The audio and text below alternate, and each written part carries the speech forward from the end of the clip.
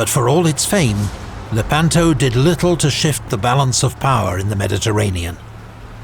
The Ottoman onslaught had been merely blunted, not defeated.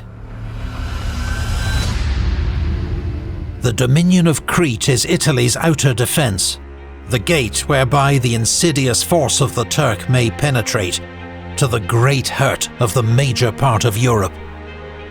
Venetian ambassador Giovanni Sagredo to Oliver Cromwell. A period of peace followed, but Venice was now a fading power. The Republic's prestige had always been linked to her dominance of the seas, but this was in steep decline. Crucially, she'd fallen behind in shipbuilding technology. While Venice clung on to her old galleys, Portuguese and Spanish captains sailed their caravels and carracks out into the Atlantic, pioneering new sea routes west to America and east to India and East Asia. For centuries, the wealth of Venice had relied on eastern trade via the Byzantine and then Ottoman empires. Now, she had been cut out. And while Venice fought costly wars in Italy and the Mediterranean, the city was repeatedly ravaged by plague. The Black Death of 1348 was the first, but outbreaks in 1575 and 1629 were almost as lethal, each killing about a third of the city's population. The government did what it could to prevent the spread of infection. Residents were ordered to stay home, though an exception was made for the funeral of the city's most famous artist, Titian. New arrivals had to isolate themselves aboard ship for 40 days, the quarantena. That's the origin of quarantine.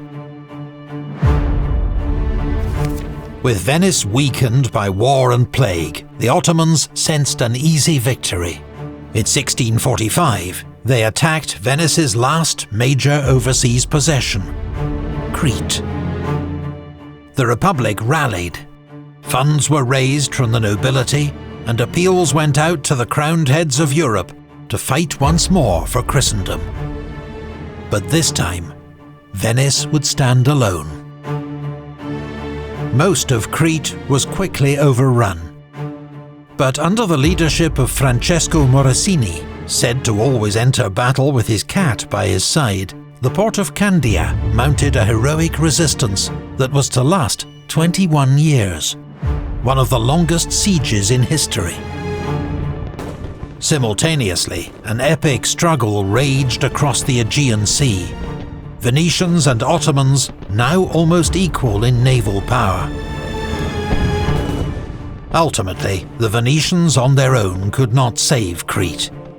In 1669, with many thousands dead and the city in ruins, Candia surrendered to the Ottomans. After 465 years of Venetian rule, Crete had finally fallen. 15 years later, Venice and Doge Morosini had their chance for revenge.